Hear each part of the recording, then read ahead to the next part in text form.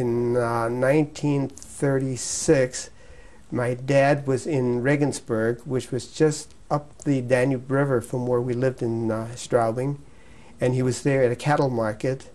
And while he was there, Julius Streicher's men from Nuremberg came down with their motto,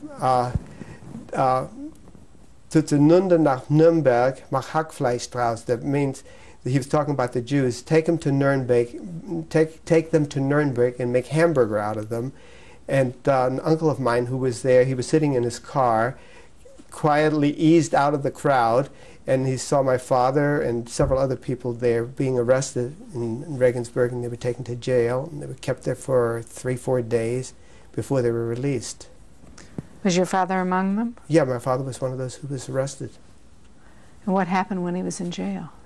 They just harassed them. They didn't do anything much. They tried to question what they were doing, whether they were doing illegal things, selling cattle which they weren't allowed to sell and things like that. They just tried to fabricate different charges, but nothing came of it, and they released him a few days later.